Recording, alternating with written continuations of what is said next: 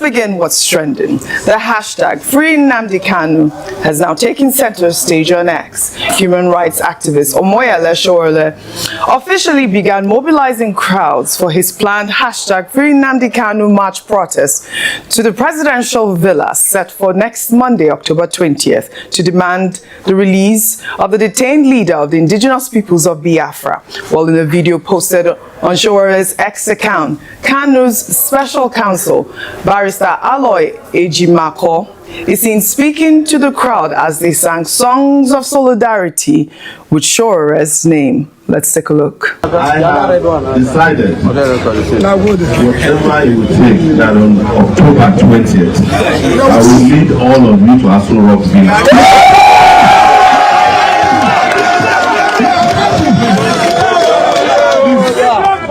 We are here in this market today, but we are calling on all markets across Nigeria and the world, of people of conscience, to close down for one. It's not too much to ask for.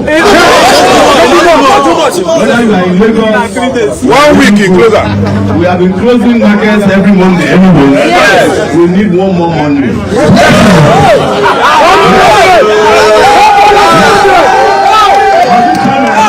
It's not about closing down the market, it's about bringing Nnamdi back home. And we are not doing this because we are Igbo, Yoruba, or Hausa. We are doing it because we are the good people of the world, not even Nigeria. Yes.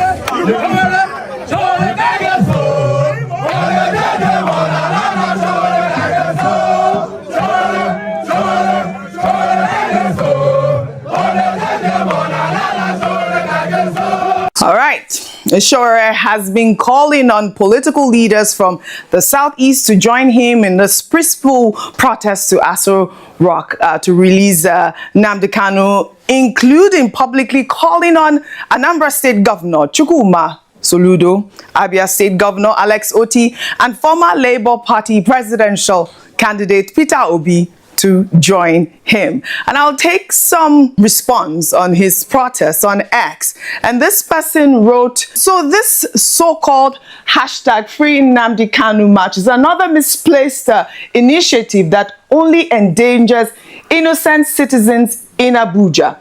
If you truly believe in your cause, start your protest from your region.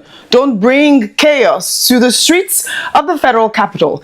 It's pure hypocrisy when people like Sowore, who call themselves activists, selectively choose which injustice to shout about while promoting actions that disrupt peace and threatens national unity. True activism is about justice, not noise. It's about building, not burning. Nigeria deserves reasoned dialogue, not reckless mobilization. Another ex-user wrote, the big elephant in the room. We support you, Sowore. Keep speaking out for the well-being of all Nigerians. We need more Sowores, more VDMs, more Harrison Wanishu, etc.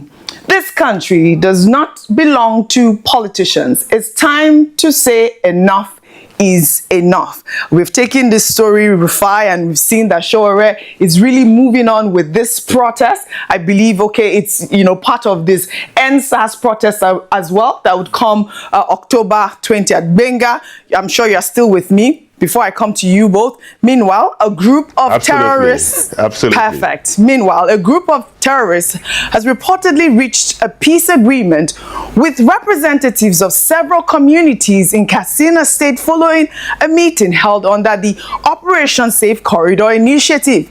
Counterinsurgency expert Zagazola Makama said the dialogue took place on October 12th. The meeting, according to the report, is aimed at restoring sustainable peace and security across communities affected by years of violence and bandit attack. I mean, this is not the first of such meeting in the state, as similar dialogues were held in June and September when stakeholders reached truces with armed group leaders under the same federal government's Operation Safe Corridor initiative.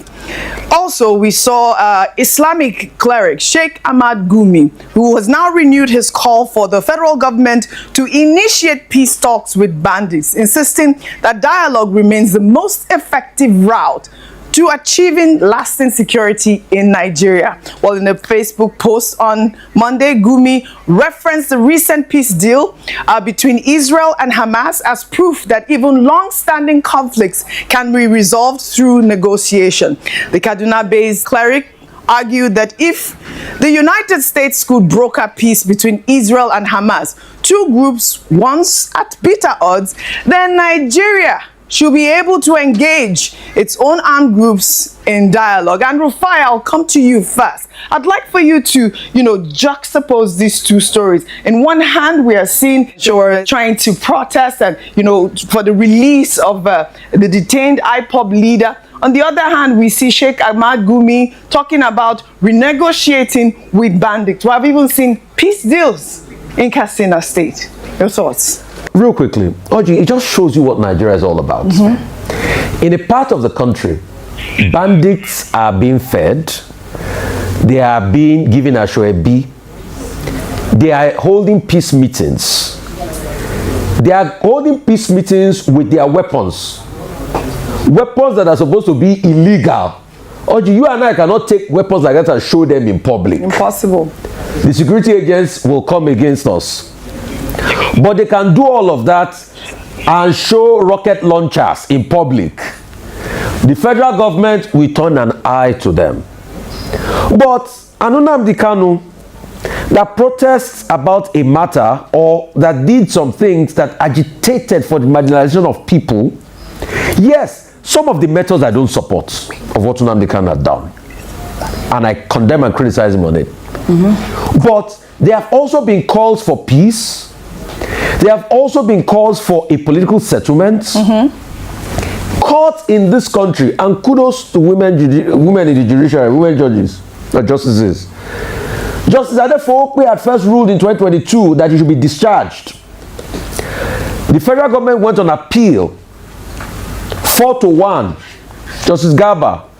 But a dissenting judge, Justice Ogunwumiju, also ruled that the appeal court judgment should stay as regards to Nnamdi Kanu. But guess what? We have continued to put him in incarceration. Now his health is failing. They are still dilly-dallying about how to treat him. But in the same country, bandits are holding meetings with governors, doing photo ops and the likes. So when people now talk about unfairness in the same country, people will say they don't have a right. You see bandits doing press conference with guns and bullets and everything. There's no security agent in the world that will come and arrest them. Is it that security agents cannot round them up as they are doing this peace meeting? All right. Sheikh Gumi will now go ahead and be urging dialogue with bandits. The same Sheikh Gumi that was a captain in the Nigerian army, that I think his offspring serves in the army today. They will say, oh, bandits are also protesting because, or they are killing people because Nigeria is bad to all of them. But you have a certain standard for some people, you have a certain standard for other people. Right. I have never said here that I supported entirely the way Nnamdi Kanu went about it. But what we are saying is, why do you have standards for some over the others in this country? All right. And that's just a clear case of what we're talking about here. Well said, Rufai. Well said, Rufai. Well, Benga, speaking about protests, in the United States, naked protesters gathered across Portland, Oregon on Sunday to demonstrate against President Trump's efforts to mobilize the National Guard in the city, mirroring deployments in other areas like Los Angeles and Washington, D.C. These nude demonstrations, which took place outside the city's main immigration facility, is aimed at highlighting what demonstrators characterize as the militarization of Portland and the ongoing harm to immigrant and indigenous communities in the United States. Let's take a look at this protest before I come to you, Benga.